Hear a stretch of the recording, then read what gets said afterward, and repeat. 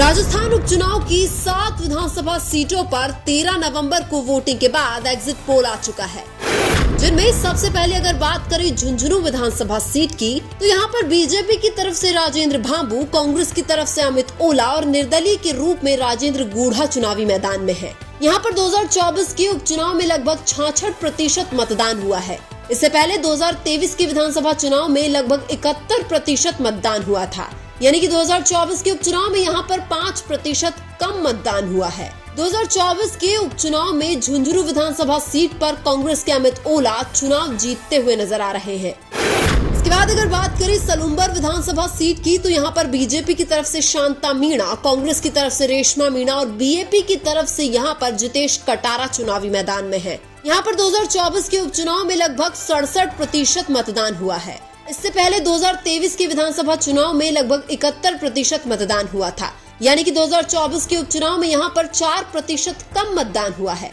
2024 के उपचुनाव में सलुम्बर विधानसभा सीट पर बीएपी के जितेश कटारा चुनाव जीतते हुए नजर आ रहे हैं। इसके बाद अगर बात करें रामगढ़ विधानसभा सीट की, तो यहाँ पर बीजेपी की तरफ से सुखवंत सिंह और कांग्रेस की तरफ से आर्यन जुबैर चुनावी मैदान में है। यहाँ पर 2024 के उपचुनाव में लगभग 75% मतदान हुआ है। इससे पहले 2023 के विधानसभा चुनाव में लगभग 77% मतदान हुआ था, यानी कि 2024 के उपचुनाव में यहाँ पर 2% कम मतदान हुआ है। 2024 के उपचुनाव में रामगढ़ विधानसभा सीट पर कांग्रेस के आर्यन जुबैर चुनाव जीतते हुए नजर आ रहे हैं।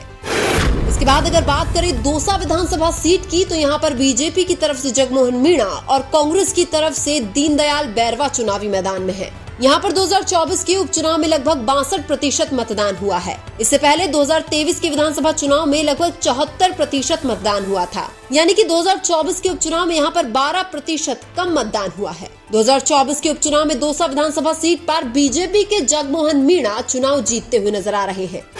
इसके बाद अगर बात करें 84 विधानसभा सीट की, तो यहाँ पर बीजेपी की तरफ से कारीलाल नानोमा, कांग्रेस की तरफ से महेश रोत और बीएपी की तरफ से अनिल कटारा चुनावी मैदान में है। यहाँ पर 2024 के उपचुनाव में लगभग 74% मतदान हुआ है। इससे पहले 2023 के विधानसभा चुनाव में लगभग 82% मतदान हुआ था, यानी कि 2024 के उपचुनाव में यहाँ पर 8% कम मतदान हुआ है। 2024 के उपचुनाव में 84 विधानसभा सीट पर बीएपी के अनिल कटारा चुनाव जीतते हुए नजर आ रहे हैं।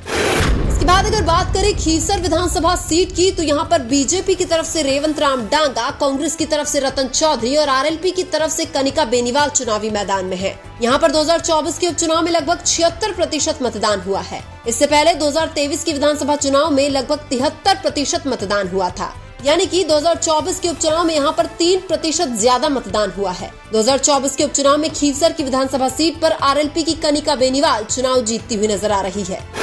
इसके बाद अगर बात करें देवली उनियारा विधानसभा सीट की, तो यहाँ पर बीजेपी की तरफ से राजेंद्र गुर्जर, कांग्रेस की तरफ से केसी मीणा और निर्दलीय के रूप में नरेश मीणा चुनावी मैदान में है। यहाँ पर 2024 के उपचुनाव में लगभग 65% मतदान हुआ है। इससे पहले 2023 के विधानसभा चुनाव में लगभग 73% मतदान हुआ था, यानी कि 2024 के उपचुनाव में यहाँ पर 8% कम मतदान हुआ है। 2024 के उपचुनाव में देवली उनियारा विधानसभा सीट पर निर्दलीय नरेश मीणा चुनाव जीतते हुए नजर आ रहे हैं।